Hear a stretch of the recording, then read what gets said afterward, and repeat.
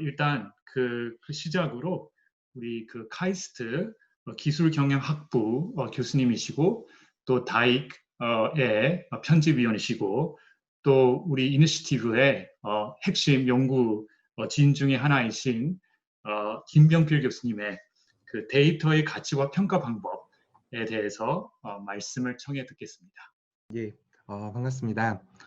생각했던 것보다 훨씬 더 많은 분들께서 참석을 해주셔서 이 데이터와 알고리즘에 대한 관심이 정말 뜨겁구나라는 점을 다시 확인할 수 있었던 것 같습니다.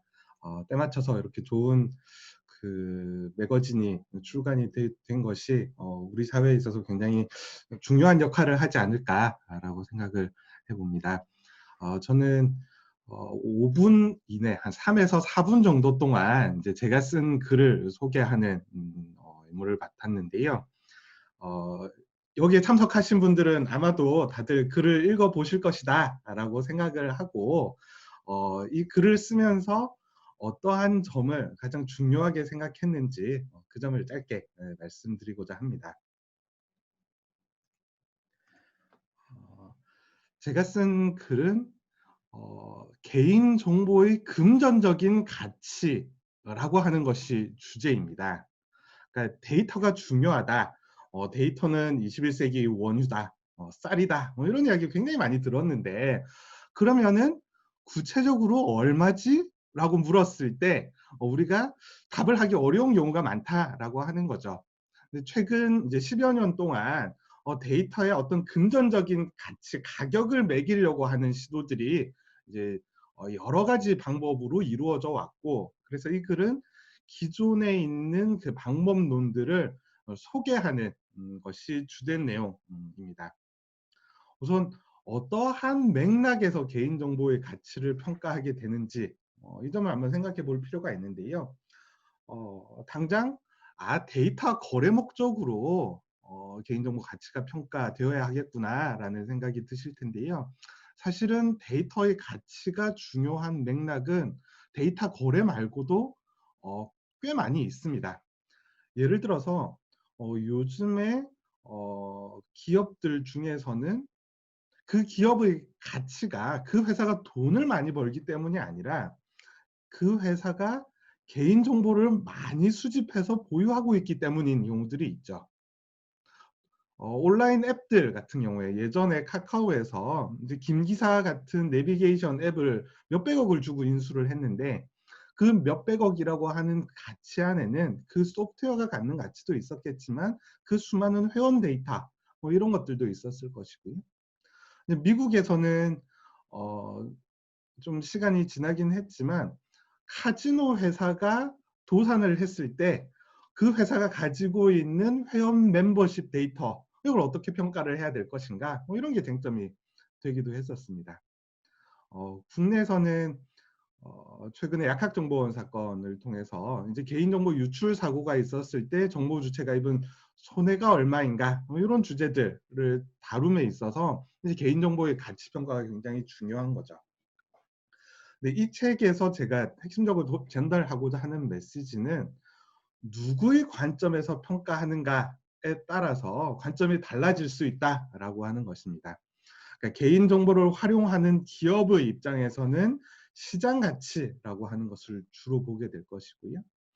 정보 주체의 관점에서는 정보 주체가 자기의 개인정보에 대해서 주관적으로 매기는 가치, 주관적 가치가 쟁점이 될 겁니다.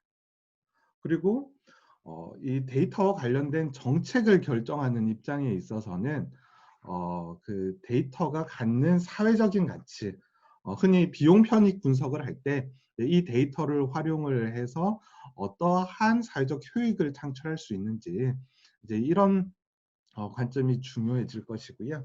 그래서 이 각각의 관점에서 이제 기존의 OECD나 혹은 이제 싱가포르 데이터청에서 내놓은 그 보고서를 중심으로 해서 여러 가지 이제 자산가치 평가 방법을 소개하는 내용을 담아봤습니다. 들으시는 분들 한번 일독을 권하겠습니다. 제 발표는 여기까지인데요. 사실은 제가 그 구본효 법무관님하고 알고리즘 요해에 관한 글을 같이 하나 더 썼는데 구본무관님께서 그 발표를 못 하셔서 제가 한 2~3분 정도 짧게 이어서 발표를 하고 임용 교수님께 넘기면 어떨까 합니다. 예. 이제 제가 관여했던 이제 두 번째 글은 알고리즘 요해 사례를 중심으로라고 하는 글입니다. 이 글은 다른 글들하고는 약간 성격이 다른, 여기 보시면 다익 프라이머 시리즈라고 해서 옆에 이렇게 날개 모양도 좀 다르고 폰트도 다르고 이렇게 되어 있습니다.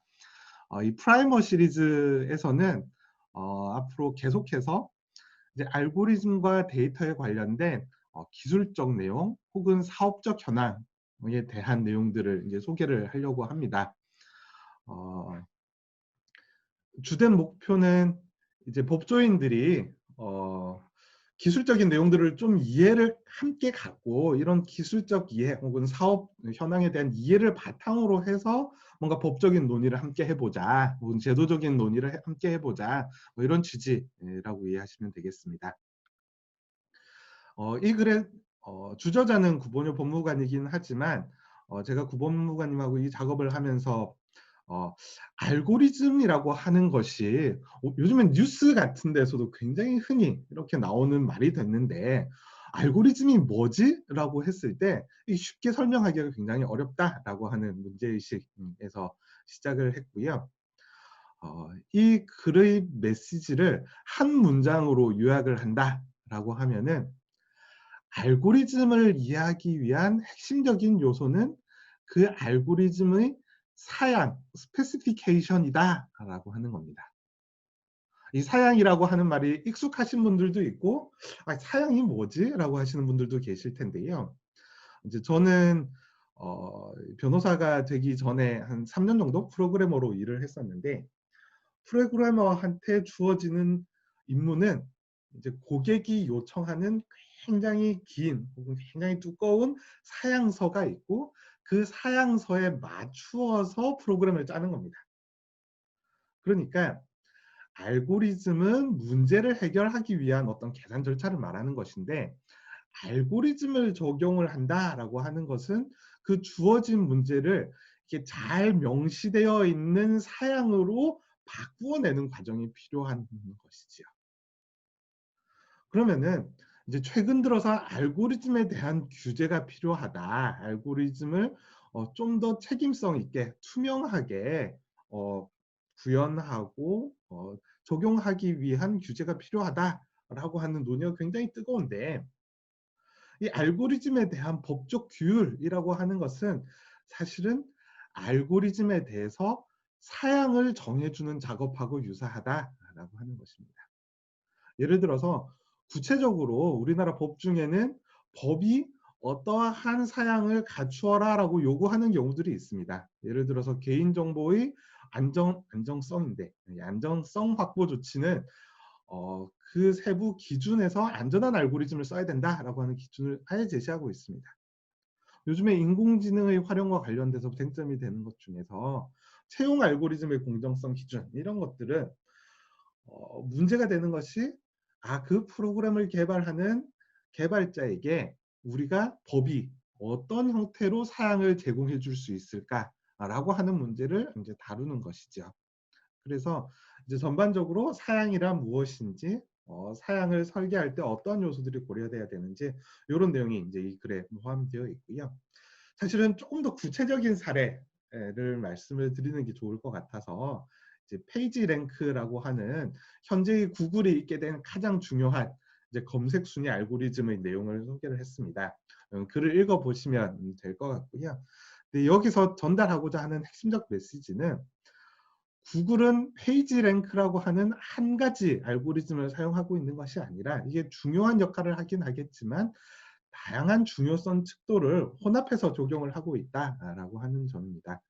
그래서 지금 특히 이제 검색 알고리즘에 관련된 규제 논의가 활발하게 이루어지고 있는데, 이 부분을 읽어보시면 구글은 이런 형태의 알고리즘을 만들어서 굉장히 큰 상업적 성공을 거두었구나 라고 하는 점들을 좀 개략적으로나마 알 수 있지 않으실까 생각해 봅니다.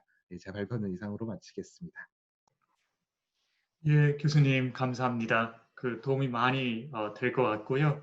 특히 프라이머 시리즈는 그 김 교수님 말씀대로 여기 이 분야에 관심 많은데 뭐 기술적인 그런 백그라운드가 조금 없어서 좀 자신이 없으시거나 좀 주저되시는 분들이 편하게 일단 공부도 하고 지식도 얻어갈 수 있는 연재 시리즈라고 생각하시면 될 것 같습니다. 그 김 교수님께 제가 아주 짧게 질문 하나만 좀 여쭙고 싶은데요. 그 데이터의 가치, 그 평가에 대해서 굉장히 관심들이 많이 있습니다. 그 데이터 거래 관련해서도 그렇고. 근데 이제 혹자에 따라서는 그 화폐 단위와 달리 데이터는 뭐 가치가 일률적이지도 않고 이렇게 뭔가 이렇게 딱 그 가치 산정하기가 너무 어렵기 때문에 그게 과연 데이터 거래가 원활하게 이루어지겠느냐 이렇게 이제 질문들을 하시는 분들도 계신데 거기에 대해서 짧게 좀 혹시 생각 있으시면 말씀해 주시죠.